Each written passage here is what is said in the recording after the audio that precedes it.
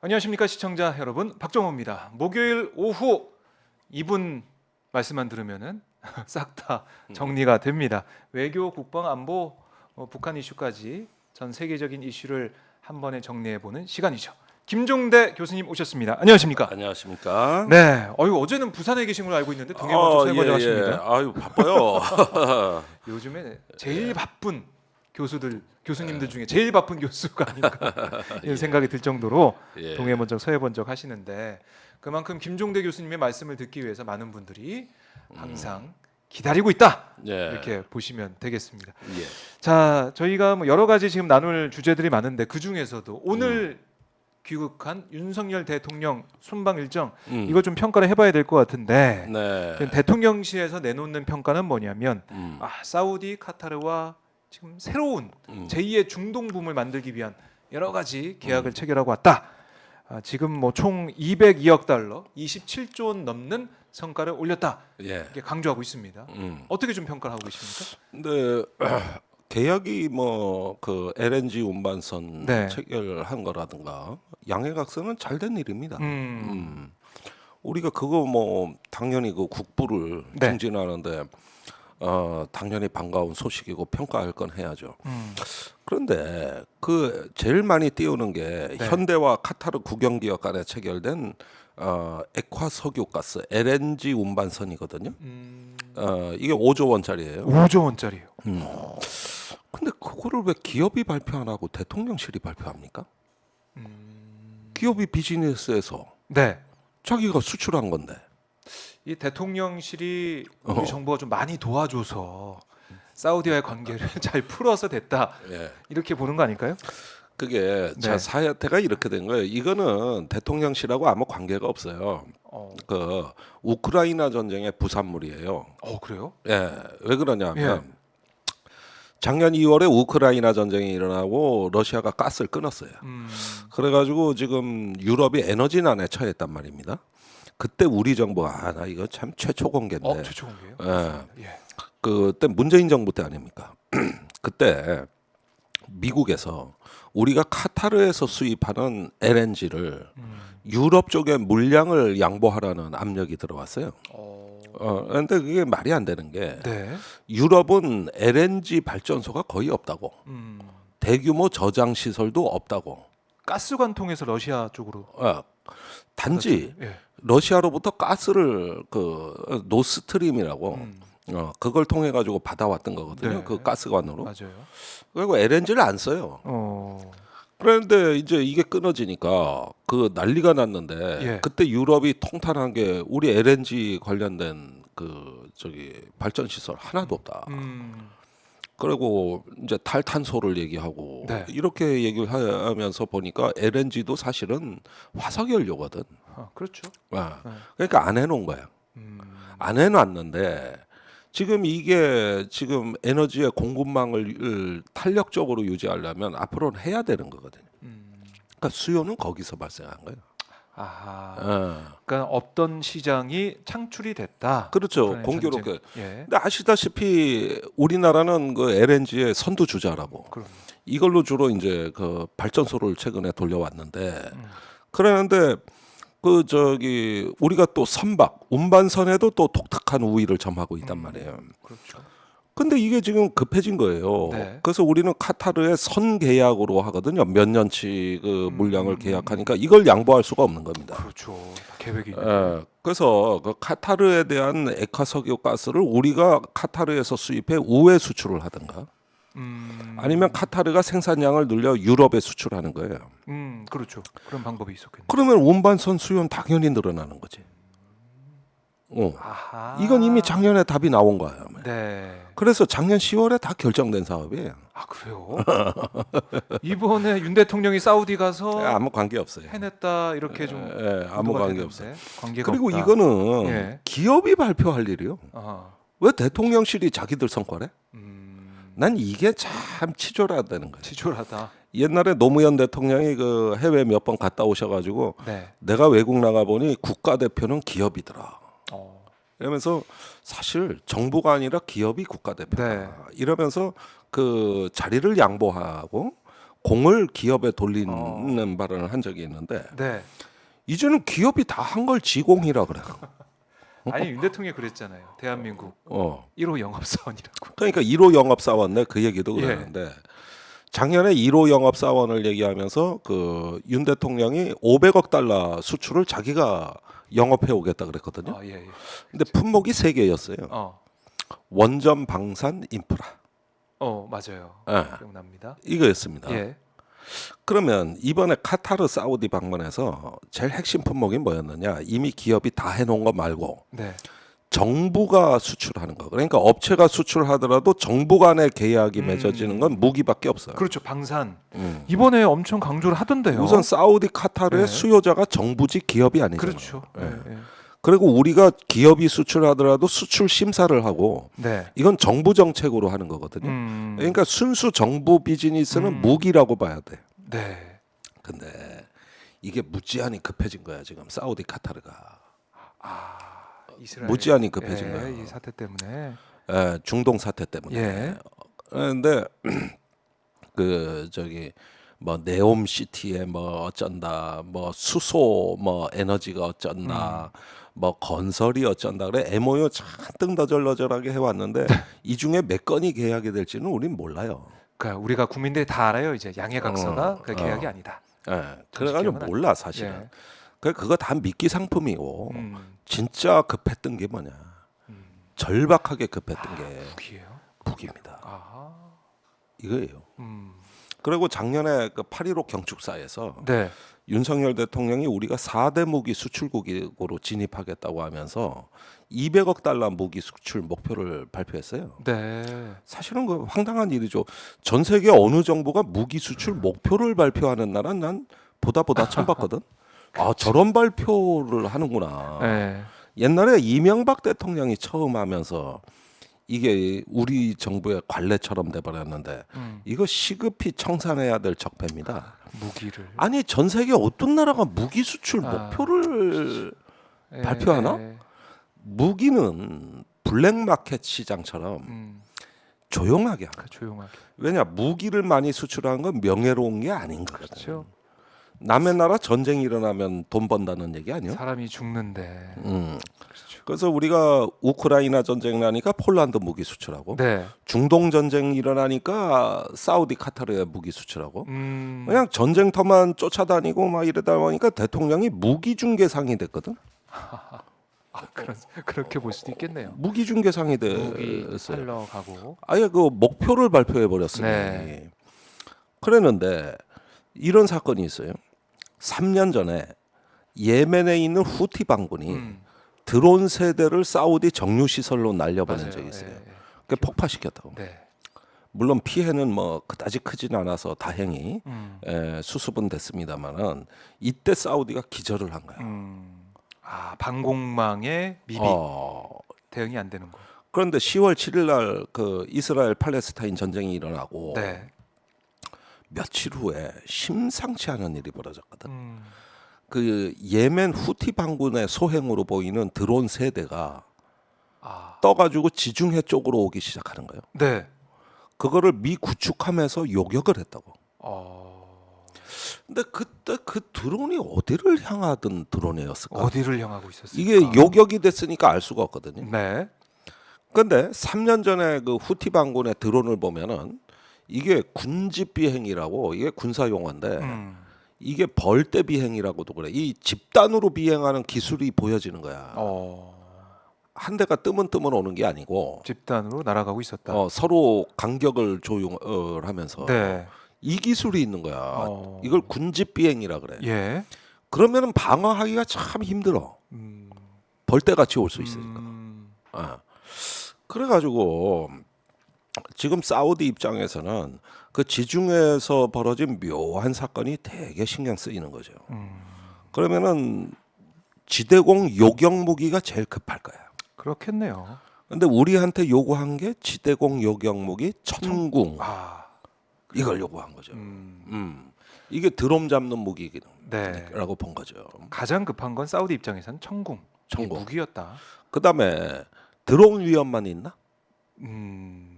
있다 보면은 이제 어떤 그 사우디가 원래 무기를 많이 수입하는 나라지만은 네. 첨단 무기는 잔뜩 사들였거든.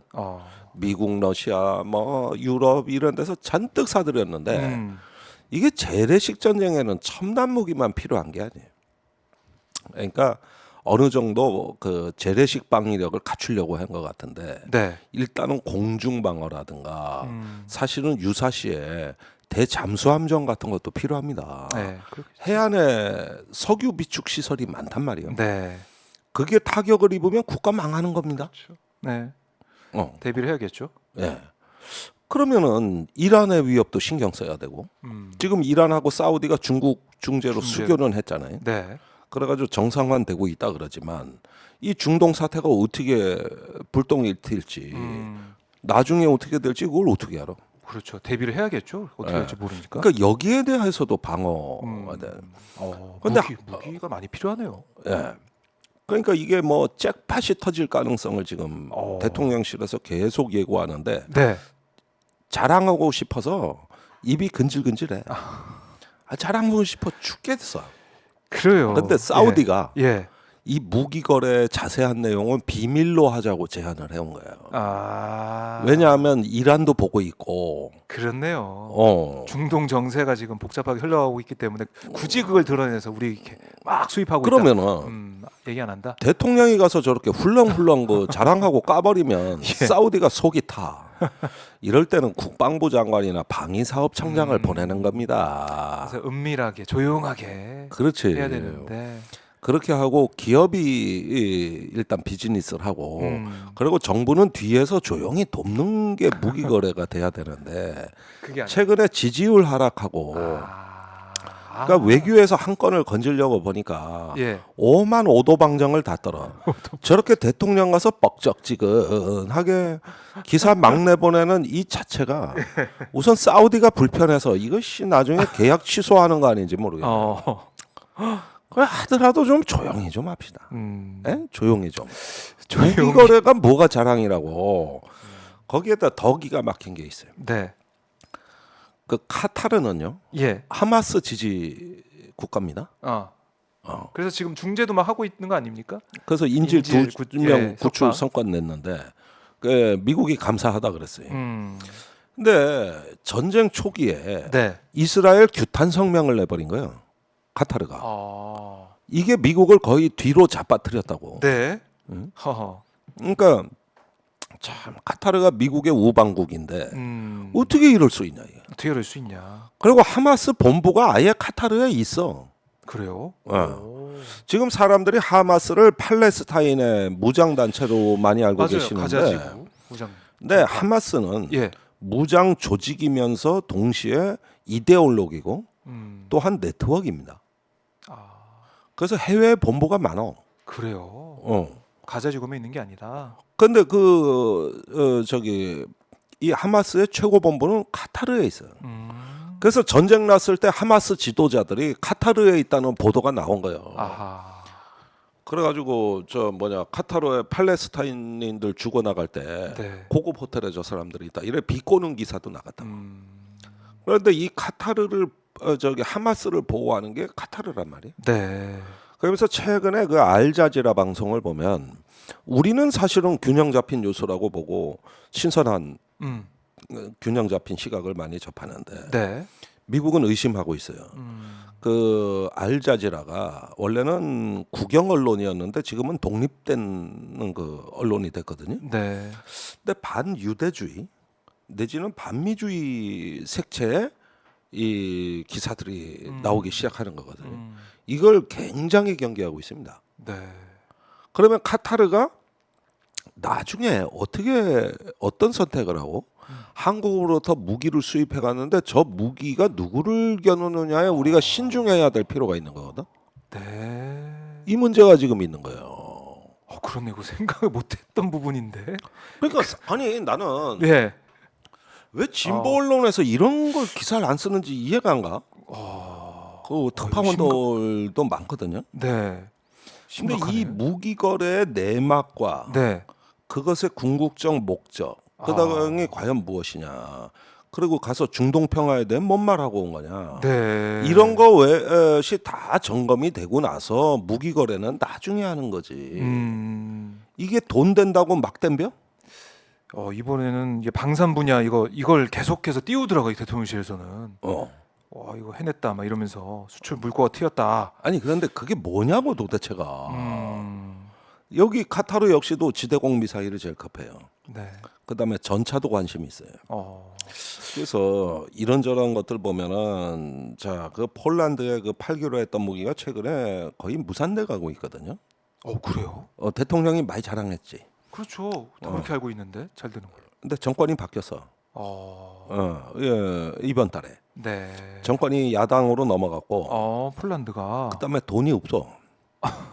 그래가지고 우리가 파이낸싱을 해줘야 되는데 예. 이게 국내법 위반이에요. 아. 그래서 외국의 신용 보증은 예. 총 거래액의 10%를 넘을 수가 없는데 폴란드는 절반 이상 해줘야 되거든. 아이고. 그러면 법 위반이라고. 이때 정부가 손을 못 쓴 거예요. 그래서 기업체들은 의향서까지 체결해 놓고 예. 지금 무기를 못 팔고 있고, 그래요? 그리고 야당이 이제 정권 교체를 했단 말이에요. 네. 그럼 이 문제를 과연 어떻게 볼 것이냐. 전임 정부에 대한 반감이 굉장하거든요. 그렇죠. 그래서 이건 좀 두고 봐야 돼. 여태까지 광고해온 거 다 원점 재검토해. 야, 이거 심각한데요. 그렇게 되면. 그러니까 무기 거래 많이 했다고 자랑하더만 그 얼마 전에 대통령 폴란드 우크라이나 다녀왔잖아요. 네, 다녀왔죠. 여름에. 야, 그럼 아니 그 우크라이나 관련돼서 폴란드 그것도 좀 걱정이고 카타르 얘기 들으니까 진짜 그러니까 이 무기가 어떻게 나중에 정말 수출이 잘 되고 이랬을 때 그 무기가 지금은 카타르가 뭐 그거를 자신 방어대 쓴다고 하지만 나중에 또 어떻게 될지. 그렇지. 이게 알 수가 성격이 뭐냐. 이 무기 거래의 성격이 뭐냐. 그다음에 예. 지금 이제 속보로 들어온 게 뭐냐면은 이스라엘의 지상군이 네. 이제 타격전을 시작했다는 거 아닙니까? 그러니까요. 이게 본격적인 점령은 아닌 것 같아 내가 보기에는. 이게 이제 속보로 나오는 거는 이제 어떤 표적을 정해 가지고 그럴 가능성이 그길 갖다 기동 타격대처럼 이렇게 타격을 한 걸로 보여지거든요. 네. 전면적인 그 지상군 투입은 아니지만 특수작전처럼 일단 지상군 작전은 있었다. 맞다. 예. 그런데 지금 미국에서 이 이스라엘의 무기 그 지원 요청에 이제 대주기로 했단 말이에요. 그런데 오늘 재밌는 기사가 하나 실렸대요. 네. 미 국무부의 한 젊은 엘리트 외교관이 사표를 내고 워싱턴 포스트에 기고문을 냈는데 아니 중동 사태가 일어나고 이스라엘이 달라는 무기를 미국 정부가 바이든 정 대통령은 무한정 제공하기로 했다. 그런데 네. 이렇게 무한정 따져보지도 않고 무기를 주는데 그 무기에 의해서 어떤 민간인이 사망한다면 지금 그 가능성이 커졌는데 이 정책의 이 정당성은 뭘로 확인할 거냐 이게. 이래가지고 그 업무를 거부하고 국무부에 사표를 낸 다음에 양심 선언문을 써가지고 워싱턴 포스트에 기고를 해버렸네. 그러니까 이것도 참 아주 뜻밖의 일 아닙니까? 근데 도대체 미국이 밑빠진 독에 물 붓기 식으로 이스라엘에 무한정 무기를 공급한다? 달래는 거 다 준다? 근데 뭘 달라 그러겠어? 이제 지상 작전이 되면 제일 긴급한 게 우크라이나하고 똑같아. 포탄이야. 거기도 155mm 포야. 그럼 또 우리를 당연하지. 그렇군요. 그게 스토리가 이렇게 되는 겁니다. 네. 지금 우크라이나 전 때 한국 무기의 그 효용성이 엄청 높아졌는데 지금 똑같은 거야 저기 팔레스타인에서. 예. 그러면 이거 어떻게 되는 겁니까? 압박이 들어오면 어떻게 할게요? 미국에서 우크라이나 상황처럼 압박이 들어오게 된다면 우린 또 어떻게 할 것이냐. 그렇죠. 지금 일단은 미국이 그 아이언돔을 대량 생산하는 이런 어떤 생산 및 기술 지원이라든가 이런 거는 이미 지금 시행한다고 공언을 하고 있고, 그다음에 이 저기 포탄 같은 것도 곧바로 지원이 돼야 된다고 뉴스가 나오고 있거든요. 그러면은 미국은 이번에 저기 1,042억 달러 어마어마한 돈이죠. 한 우리 돈으로 한 130조 원 정도 돼요. 네. 이 돈을 의회에 긴급 예산을 지금 신청했거든요. 그게 지금 의회가 마비 상태인데 그래도 이 긴급 예산은 편성해 달라 이게요. 네. 그게 우크라이나하고 이스라엘 지원 예산이라고. 예. 그리고 일부가 대만 사태를 대비한 예산이에요. 전쟁 관련된 예산이네요. 세계 전쟁 시나리오입니다. 세계 전쟁 시나리오. 우크라이나, 이스라엘, 대만까지. 대만. 가능합니까, 근데? 대만은 소수 소액인데 그래도 인도 태평양의 통합 방해 예산으로 예. 제가 보기에 수십억 달러가 증액된 걸로 보여요. 이것도 긴급 예산으로 지원해요. 예. 그럼 예산만 보면은 준비를 하고 있다. 하고 있는 거예요. 하고 있는데 예. 그런데 문제는 한국의 역할과 책임이에요. 일단은 무기를 대량으로 공급해줄 적임자기도 한 것이고, 그렇죠. 그 다음 대목이 중요한데, 자 이게 중동 사태 그 본질을 여러 학자들이 지금 해석을 내놓고 있지만은 이런 측면이 있습니다. 미국의 지도력이 예전 같지 않다. 미국의 영향력도 한참 작아졌다. 네, 그런 얘기를 그러니까 하고 맘 놓고 그 진공 상태에서 도발적 군사 행동이 나온다. 이런 어떤 해석들이라. 네. 그러니까 미국이 만일에 억지력이 약화가 되면은 헤즈볼라라든가 이슬람 지하드라든가 또 여기를 배후 조종하는 이란이 심상치 않아지는 거거든. 그게 지금 시험 받고 있거든요. 예. 물론 아직까지 큰 전쟁은 안 일어난다 그러지만 네. 사람들이 이 전쟁에 대해서 좀 오해를 하는 것 같아요. 자, 이게 확전이 돼가지고 중동 전쟁이 5차 중동 전쟁이 벌어지냐 마냐 대부분 이것만 질문하거든. 맞아요. 어떻게 될 그런데 것인지. 앞으로 전쟁은 과거에 그 대규모 부대가 동원되는 그런 전쟁은 안 일어납니다. 2차 세계 대전 같은 그런 것들은 뭐 아니다. 4차 중동 전쟁까지 네. 있었던 그런 전쟁이 일어나는 게 아니라 회색지대 전쟁이 일어난다니까. 회색지대 전쟁이요? 어. 어떤 거? 전쟁도 아니고 평화도 아닌 가운데 소규모 테러, 국지적 도발, 네. 그다음에 전쟁터가 어딘지 아무도 모르고 거기에 사이버 여론전이 가세하고 네.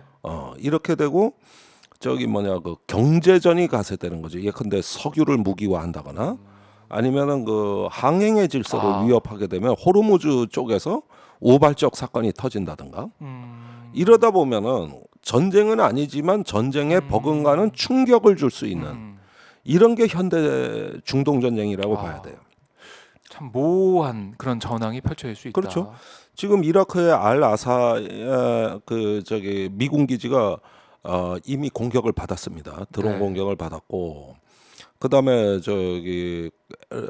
레바논의 헤즈볼라가 이미 산발적인 포격전을 진행했고 네. 그 이스라엘이 보복 공습을 했고 후티 반군도 드론을 날려보냈고 보라고 이게 크게 뭐 대포를 쏘고 미사일을 쏴야만 전쟁이 아니야.